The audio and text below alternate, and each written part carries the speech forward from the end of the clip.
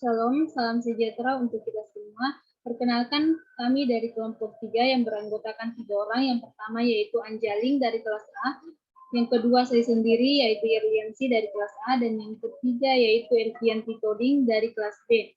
Pada kesempatan kali ini, kami akan memaparkan materi dari bab 3 yaitu perangkat keras komputer. Untuk pemaparan materi yang pertama, saya serahkan kepada saudari Elvianti Toding.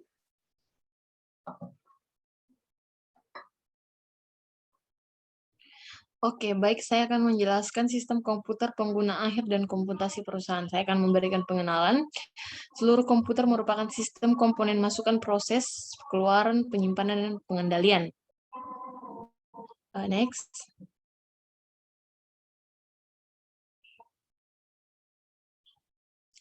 Nah, saya akan memberikan sejarah singkat dari perangkat keras komputer.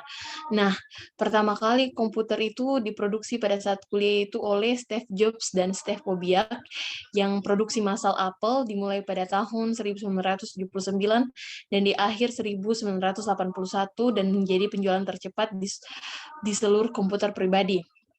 Saat ini, sistem komputer muncul dengan berbagai ukuran, bentuk, dan kemampuan komputasi. Oke, selanjutnya. Nah, saya akan memberikan jenis-jenis sistem komputer. Yang pertama, sistem komputer mikro. Nah, di sini itu kategori terpenting dalam sistem komputer untuk pelaku usaha dan konsumen, sebagai contoh PC tersedia yang dapat digenggam, netbook, dan lain-lain sebagainya. Selanjutnya, nah, sistem mid-range merupakan sistem jaringan kelas atas dan server berjenis lainnya yang menangani pengolahan aplikasi berskala besar. Nah, selanjutnya,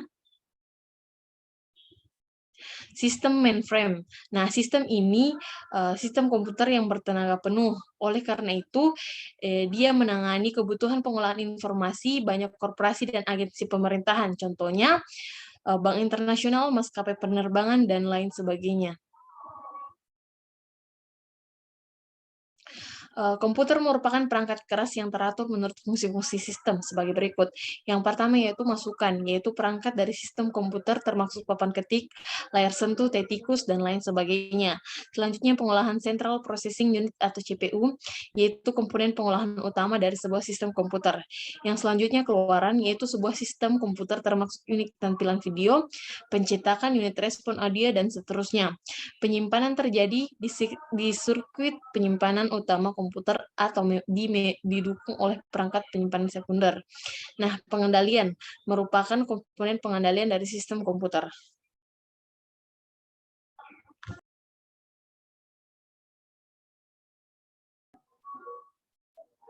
Selanjutnya yaitu komputer periferal, masukan, keluaran, dan teknologi penyimpanan. Periferal merupakan nama generik yang diberikan untuk semua perangkat masukan, keluaran, dan penyimpanan sekunder yang menjadi bagian dari sebuah sistem komputer, tetapi bukan bagian dari CPU.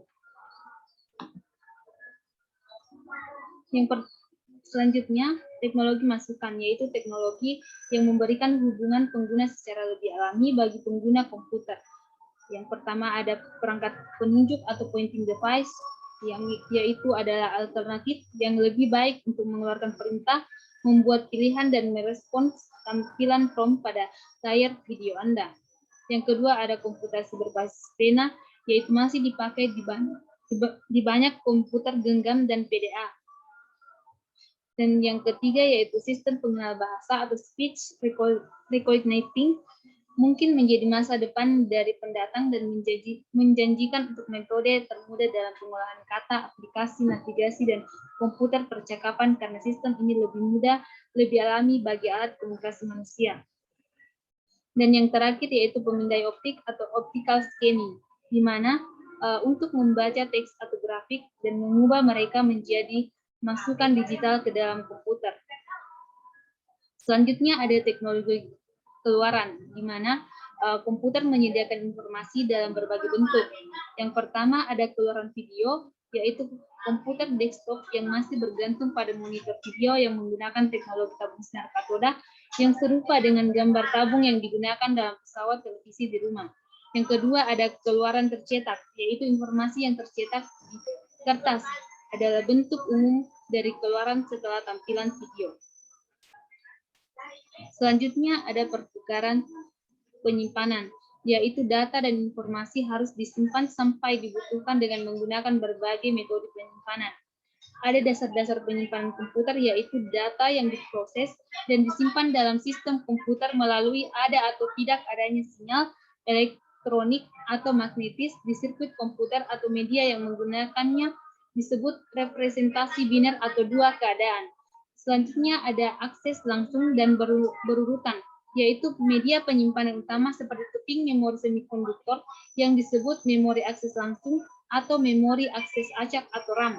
Sebaliknya, media seperti kartrid pita magnetis dikenal sebagai perangkat akses berurutan.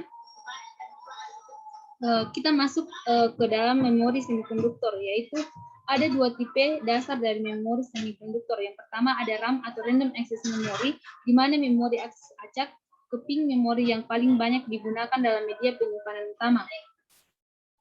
Yang kedua ada ROM atau Read Only Memory, di mana memori hanya baca. Ketidakstabilan keping memori akses acak yang digunakan untuk penyimpanan permanen. ROM dapat dibaca namun tidak dapat dihapus atau ditulis.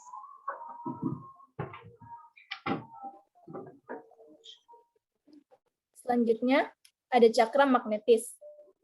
Cakram magnetis merupakan bentuk paling umum dari penyimpanan sekunder sistem komputer. Selanjutnya,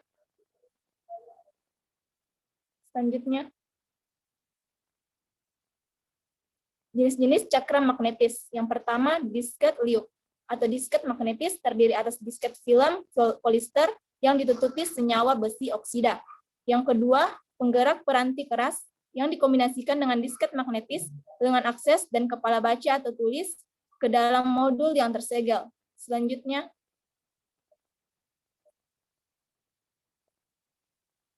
ada penyimpanan RAID atau Redundant Array of Independent Disk.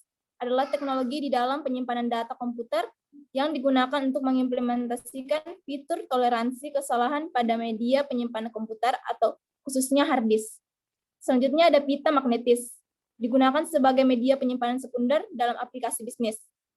Selanjutnya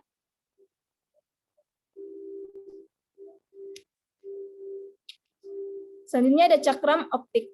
Cakram optik adalah segala macam media atau isi data informasi berupa suara, musik, film, atau data lainnya. Perbandingan kapabilitas penggerak cakram optik. Yang pertama, CD-ROM. Penggerak CD-ROM memberikan cara berbiaya murah untuk membaca berkas data dan memuat perangkat lunak. Yang kedua, penggerak CD-RW. Memungkinkan untuk penyimpanan data dalam CD untuk tujuan data cadangan atau pemindahan data pribadi. Yang ketiga, CD-RW DVD. Sebuah penggerak kombinasi CD-RW DVD memuat semua manfaat dari CD-RW, CD-ROM, dan DVD-ROM ke penggerak tunggal. Selanjutnya,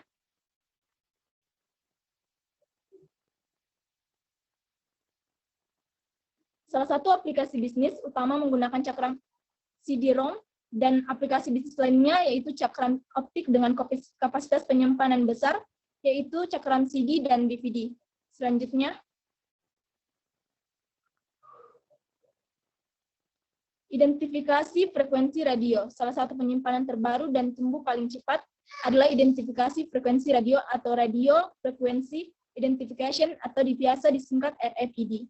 Adalah sebuah sistem untuk penandaan dan identifikasi objek bergerak seperti toko barang dagangan, paket pos, dan lain sebagainya, menggunakan perangkat khusus yang disebut pembaca RFID. Teknologi RFID bekerja dengan menggunakan bagian-bagian kecil dari perangkat keras yang disebut keping RFID.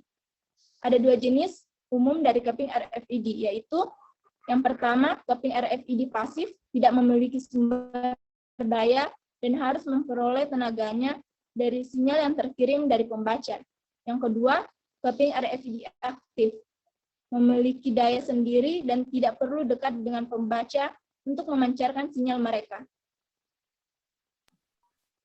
Demikianlah hasil pemaparan materi kami. Kurang dan lebihnya mohon dimaafkan dan terima kasih.